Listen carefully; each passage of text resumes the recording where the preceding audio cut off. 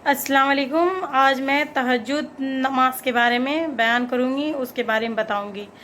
तहज्जुद कैसे पढ़े जाते हैं, तहज्जुद के क्या फ़ायदे हैं, इसके पार्ट 1, पार्ट 2, पार्ट 3, पार्ट 4 ऐसे कर कर के मैं लाऊँगी। क्या क्या फ़ायदे हैं, उनके क्या सुन्नत है, सब चीज़ मैं बयान करूँगी। मैं आज सुन्नत उसकी बयान करूँगी और इसका तहज्जुद कैसे, क्या कितना रिकात है, कितना रिकात पढ़ सकते हैं, वो उसका बयान करूँगी इंशाअल्लाह। दो दो रिकात करके आपको पढ़ना है, दो दो रिकात करके, कम से कम 2 रिकात, फिर 8 रिकात आपको पूरा पुराना है, दो दो करके। 2 के बाद सलाम, 2 के बाद सलाम, 2 के बाद सलाम, 2 के बाद सलाम, मतलब 2 पढ़ना है तो 2 सलाम होंगे। 4 पढ़ेंगे तो 2 सलाम होंगे। फिर छः पढ़ेंगे, 6 रकात तो 3 सलाम होंगे। 8 मतलब 8 रिकात हो जाएगा तो 4 सलाम होंगे। ठीक, 4 सलाम होंगे। दो दो करके मतलब 2 रिकात में आपको सलाम फेर देना है। सुन्नत जैसे पढ़ते हैं ना, 2 रिकात करके सलाम फेर देते हैं, वैसे ही आपको टोटल 8 रिकात पढ़ना है, दो दो करके, दो दो करके, याद रखिएगा, ठीक है। अब उसकी मैं सुन्नत बताती हूँ। फजर से पहले तक कभी भी पढ़ सकते हैं। आप कितनी रिकातें पढ़ें, तो इसकी रिकातें याद रखिए, दो दो का। इसी तरह अब तहज्जुद के लिए उठ रहे हैं, रात में उठना ये भी, ये तहज्जुद के लिए इंसान उठे, ये बहुत अफजल इबादत है। ये नफिल नमाज़ों में सबसे अफजल नमाज है। ये नफिल इबादत में सबसे अफजल है। सब फ़र्ज़ के बाद अगर कोई है तो ये तहज्जुद का उठना, ये मुसलसल उठना और हमेशा पढ़ना। और सलफ़ सालिहीन के नज़दीक यही उसूल था कोई कि नेक और मुत्तकी होने का, 5 वक्ता नमाज। आज तो 5 वक्ता हमारे पास नहीं है भाई। एक बार नमाज को चला गया, बहुत अच्छा लड़का है। कोई 2 बार जा रहा है, सुभान अल्लाह, बड़ी बात है। कोई 3 बार जा रहा है तो अल्हम्दुलिल्लाह, इससे बड़ा क्या हो सकता है। तुम्हारा दामाद 3 बार जा रहा है, फरिश्ता मिल गया तुमको, ये बोलते बहुत बड़ा फरिश्ता मिल गया। हमारा तो एक भी नहीं जाता। उसके बाद अगर कोई 4 बार जा रहा है तो सुभान अल्लाह, कोई बात ही नहीं है। जोहर, ऐसा, मगरिब, इशा, अगर कोई फजर पढ़ता है तो अल्लाह का वली पैदा हो जाता है। इससे बड़ा तो कोई वली ही नहीं है। ये है तो 4000 के मोहल्ले की आबादी में 4-5 मस्जिद में 10-12 लोग होते हैं। एक मस्जिद में 4000 के आबादी के इलाका में 2000 मर्द होंगे, उसके अंदर 40 लोग मस्जिद में रहते हैं बस। उसके हिसाब से बहुत बड़े वली है ना वो। तो अगर फजर हो रहे हैं तो वली पैदा हो रहे हैं। तो हमारे सहाबा के पास सालीन क्या था, तुझ पर करना वाजिब है, नौफिल लिखते थे। नौफिल में सबसे पहले तहज्जुद पढ़ता, उनके नज़दीक वही मुअत्तिक था। वो एक ताल्लुक़ से रिवायत आती है, इमाम बिन हम्बल रहमतुल्लाह पहले महले में इमाम शाफ़ी के उस्ताद थे वो। तो उस दौर में इमाम शाफ़ी के हदीस सीखा, इल्म सीखा हदीस का। और उसके बाद जो दूसरा ज़माना आया, इमाम शाफ़ी उनको सिखा के चले गए। अहमद जब बड़े हो गए तो इनके बाद इमाम शाफ़ी इनके पास आए, अब मैं तुम्हारी शागिर्द इख्तियार करता हूँ। इसके मतलब उसूल हदीस में बहुत छोटी महारत में पहुँच गए थे। तो जिसके बुनियाद पे इमाम शाफ़ी फिर इनसे आके हदीस सीखा। पहले दौर में इनके ये उस्ताद है, फिर दूसरे दौर में ये है इनके उस्ताद। जिस सागिर ने अपने उस्ताद से सीखा, सागिर इतना आगे चले गए इल्म में कि उस्ताद अपने अगली क्लास में एडमिशन लिया अपने सागिर से। अब तुम मुझसे आगे जा चुके हैं हदीस में, लिहाजा मैं तुमसे इल्म सीखूंगा।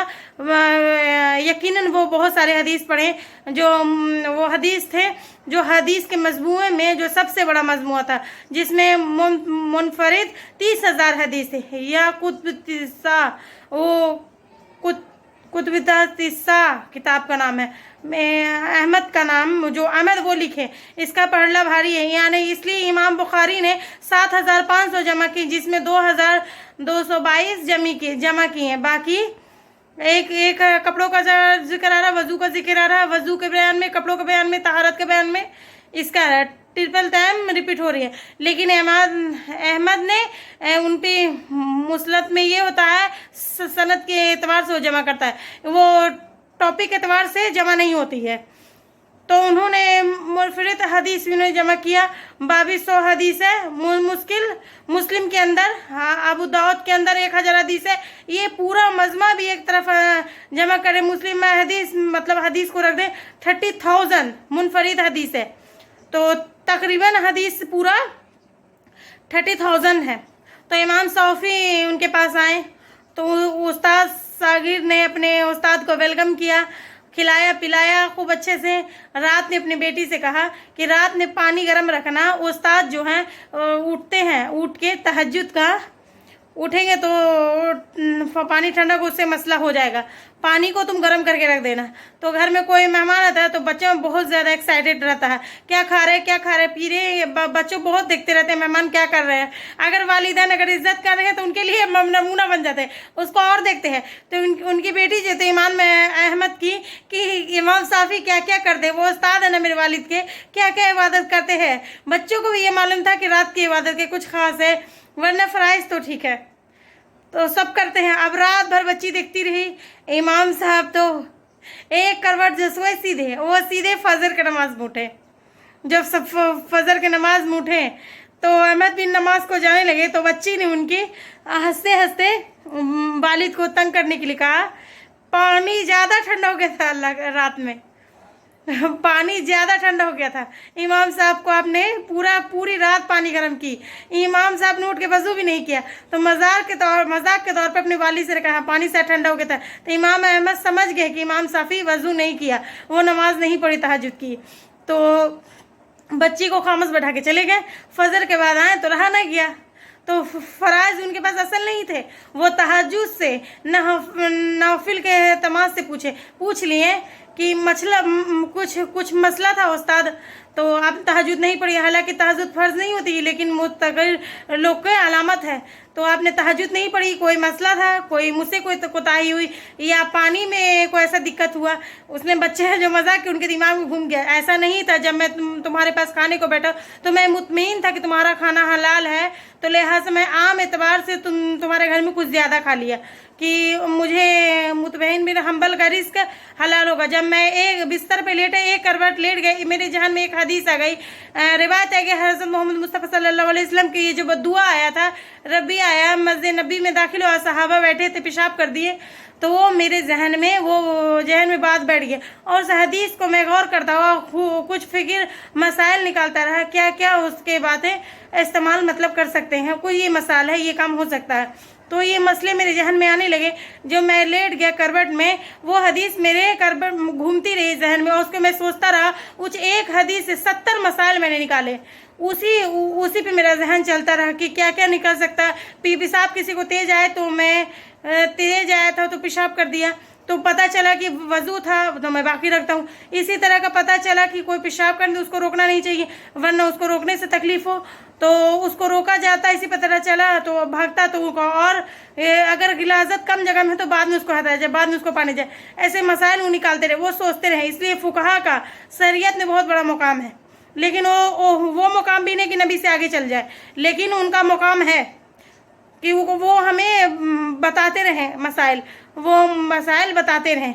इसीलिए जहन लगा रहा, थोड़ी नींद लग गई और फजर की अजान हो गई। आप समझ रहे बात को?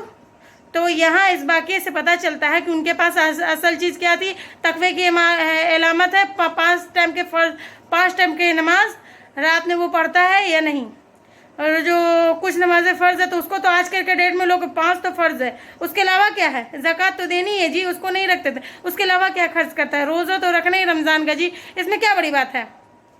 ये उनके पास तकवा था, ईमान की अलामत थी, उनके पास थे। बहरहाल तो रात में नबी अकरम सल्लल्लाहु अलैहि वसल्लम उठे, जब तहज्जुद के लिए उठे तो उसके लिए नबी सल्लल्लाहु अलैहि वसल्लम ने उठे तो आसमान सही बुखारी का हदीस है। अब्बास में रज़ी अल्लाह अन्हु फरमाते हैं, मेरी खाला महमूना आप सल्लल्लाहु अलैहि वसल्लम की बीवी थी, उनके पास मैं आपके पार एक बार सोऊंगा ताकि मैं नबी करीम सल्लल्लाहु अलैहि वसल्लम क्या करते मैं देखूंगा। जब मैं रात में सोया था, आप सल्लल्लाहु अलैहि वसल्लम के रात के तीसरे पहर, उसके पहले वो बच्चे थे, उनको एग्जैक्ट उनको याद नहीं था, उनको पहले से जिसको हम सहर का वक्त कह सकते, उठ के आपने आँखों को मला ताकि नींद को भगा दे।